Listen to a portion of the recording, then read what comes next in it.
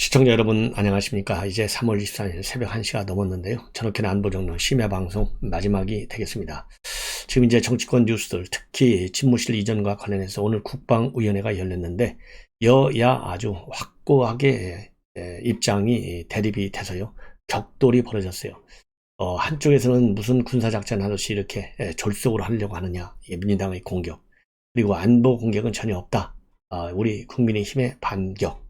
그래서 격돌이 일어났다는 말씀을 드리고, 그리고 김호수가 말이죠, 지금 어제부터 나오는 얘기인데, 어제는 박범계 장관 추미애 조국 이 수사지휘권 남용 이걸 없애버리겠다, 윤석열 당선의 공약에 딱 맞는 입장을 내놔서 야, 이거 애완견은 애완견이구나, 참 줏대없는 사람이다 비판했는데요. 또 오늘 TV조선의 단독 보도에 따르면은 예산 편성권도 법무부로부터 독립시키겠다, 이런 입장을 가지고 있다고 합니다. 그리고요, 지금 우크라이나에 무단으로 입국했던 우리 현역 해병대 일병 다행히요, 이 관계기관에 말하자면 이 현지 대사관하고 협조를 통해서 신병을 확보했어요. 그래서 국내 압송 중에 있다는 말씀을 드립니다. 자, 이러한 몇 가지 중요한 뉴스를 가지고 마무리 방송을 하겠습니다. 먼저요, 오늘 국방위에서 양쪽이 굉장히 격돌을 했는데요. 자, 민주당은요, 과거에 국보위를 거론하면서 이 집무실 이전 계획이 졸속이다, 총공세. 국민의힘은 이건 민주당이 주장하는 안보 공백 전혀 없다. 그래서요, 민주당은 강병원 의원을, 그리고 국민의힘은 박수영 허은하 의원을 국방위에 긴급 투입했습니다. 그래서 이제 민주당에서 상당히 공개 제동을 걸어가지고 신구 권력이 정멸 추돌한 데 이어서 국회에서도 정권 교체가 여야로 이제 폭발하고 있는 상황입니다. 대표적으로요, 민주당에서는 홍영표, 서른 의원 이런 사람들, 그리고 김병주, 김진표 이런 분들이 나서서 일제히 반발했어요. 이 홍영표 같은 경우는 군사작전 하듯이 졸속으로 이전하는 거, 반드시 안보 공백을 초래한다. 그러면서 광화문 시대를 열겠다고 해놓고서 왜 용산 시대를 여는지 사과를 먼저 하라. 윤석열 당선인이 너무 뻔뻔한 것 같다. 그리고 서른은요, 청와대를 옮기는 게 어린애 장난도 아니고 갔다가 돌아올 것도 아니지 않느냐.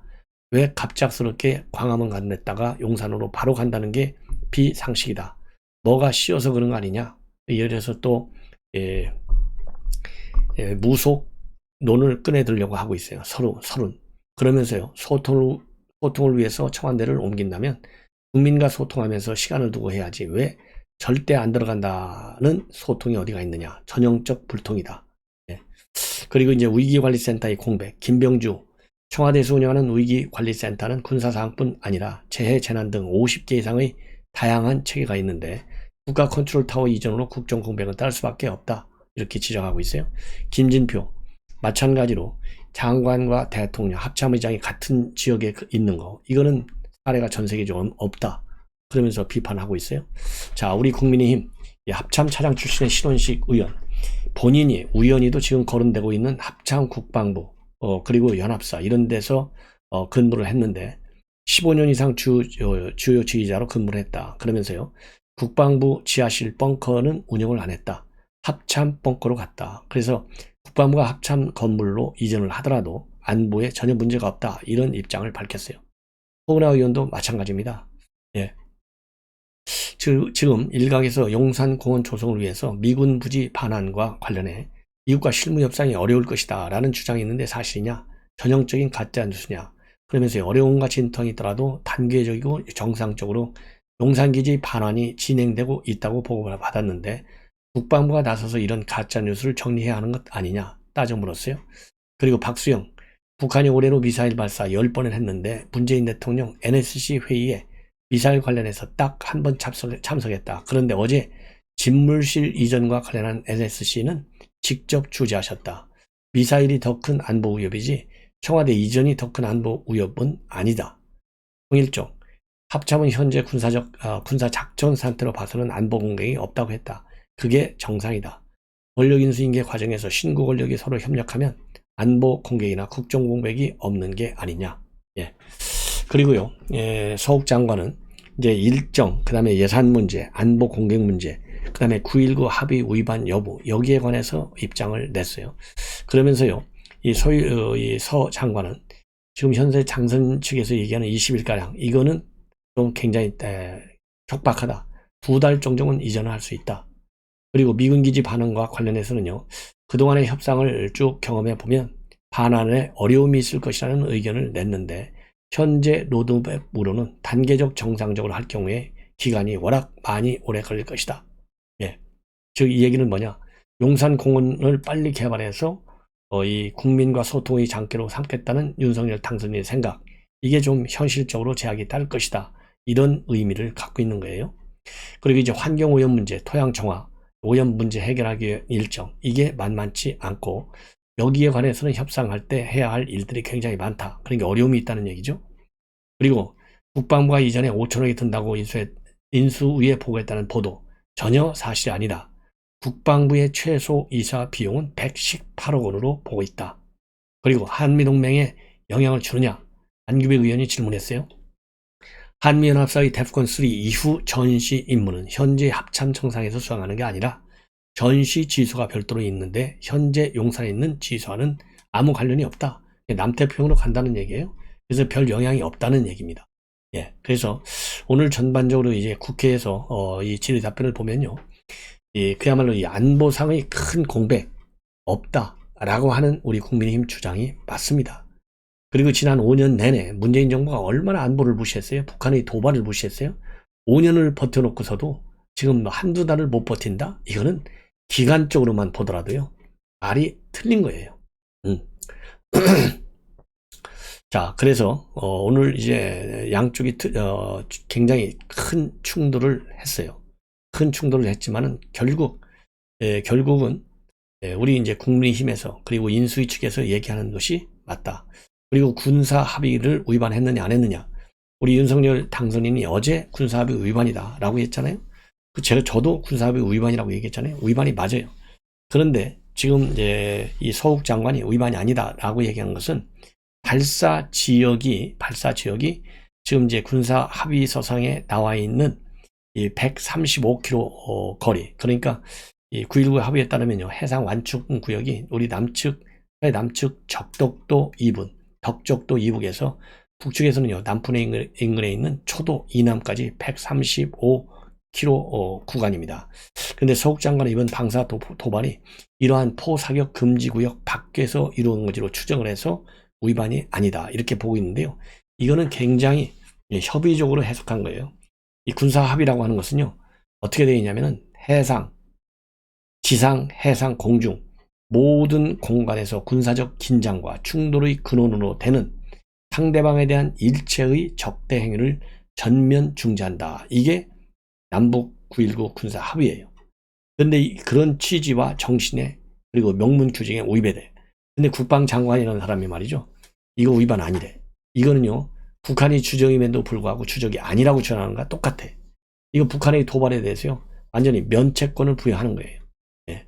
자, 그러면 북한이 올해 11차례나 도발을 했는데 이게 군사합의 정신을 위반한 게 아닙니까? 자, 이런 사람이 국방부 장관을 하니까 얼마나 기가 막힙니까? 예. 그래서 즉각적으로 우리 당선인 측에서요, 김은혜 대변인이 반박문을 내놨어요. 그리고 윤석열 당선인도 굉장히 기분이 나쁘겠죠. 방사포 발사는 한반도의 군사적 긴장 상태를 완화하고 신뢰를 구축한다는 9.19 군사합의 정신에 명백히 위배된다.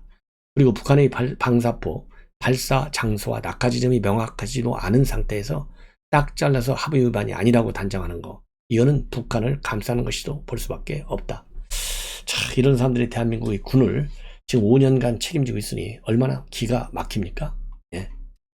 자, 이렇게 해서 오늘 국방위에서의 양 정당의 뭐라고 그럴까요, 충돌, 이 정도로 말씀을 드리고, 지금 왜 어제 청와대가 오전에 가만히 있다가 오후에 이렇게 반발했나, 이거와 관련해서요, TV조선의 보도를 보면 지금 이제 합참 차장이 오늘 국회에서도 말이죠, 뭐라고 얘기했냐면 현 합참의 현행 작전 군비 대비 태세만큼은 제한이 없다. 이게 실무적으로 의견이 딱 맞는 거잖아요. 예, 딱 맞는 얘기예요. 자, 그런데 왜 문제가 되게 됐느냐? 바로 노무현 정부 때 청와대에서 행정관을 한 바 있는 박재민 차관하고요, 그 다음에는 김만기 정책실장이 안보 공백 우려를 청와대 안보실에 전하면서 청와대의 입장이 확 바뀌었다. 이렇게 TV조선에서 보도하고 있습니다. 그래서요, TV조선에서는 이 박차관하고 김 실장한테 연락을 취했는데요. 전혀 연락이 되지 않았고 국방부는 아는 바 없다고 밝히고 있어요. 아는 바 없다는 얘기는 너희들 보도가 맞아, 이 얘기잖아요. 예. 자, 그래서 이 사람들 어떻게 된 건지 나중에 반드시 그 경위를 따져야 되겠다. 왜 국방부 이 정책실장하고 그 다음에는 국방부 차관이 청와대에 문제제기를 했는데 이 문제제기의 배후가 누가 있는지도 반드시 짚어내야 되겠다라고 생각이 듭니다. 자, 이제 오늘 TV조선의 단독 보도인데요. 김호수 총장이 요즘 내년 6월까지 그야말로 자리를 딱 지키려고 난리를 치고 있어요. 하나는 뭡니까, 수사지휘권 폐지, 여기에 이제 오케이를 했고, 또 하나 지금 남은 것이 윤석열 당선인의 큰 공약이 뭐냐면 검찰청에 예산 독립 편성권을 줘야 된다, 이렇게 됐잖아요. 근데 지금 내일, 말하자면 모레, 김호수 이 검찰총장이 인수위의 업무 보고를 하고 있는데 여기에서 예산 편성을 해야 되겠다, 독립적으로. 그래서 신설 조직을 만들어야 되겠다, 이러한 입장을 법무부에 보고를 했습니다. 근데 법무부 박범계는요, 여기에 대해서 부정적이에요. 수사권 폐지도 부정적, 독립 예산 편성권도 부정적. 그래서 이거는요, 이 지금 김호수가 박범계를 들이받는 거나 마찬가지예요. 예. 그리고 이제 또 하나, 지금 감사위원 2명을 임명하는 문제를 가지고 지금 청와대와 그 다음에 윤석열 당선인층이 정면으로 충돌하고 있어요. 자, 왜냐면은 지금 4명으로 돼 있는데요. 1명만 더 임명하면 임찬우 의원의 임기가 끝나는 2024년 2월까지는, 그러니까 윤석열 정부 초기 22개월간은 현 문재인 정권에 대한 실질적 감사는 불가능해요. 왜냐면은 전부 문재인 대통령 임명한 사람들인데 자기네 비리 감사한다고 하면 그걸 허용하겠습니까? 안 해주죠. 그래서 마지막까지 버티고 있다.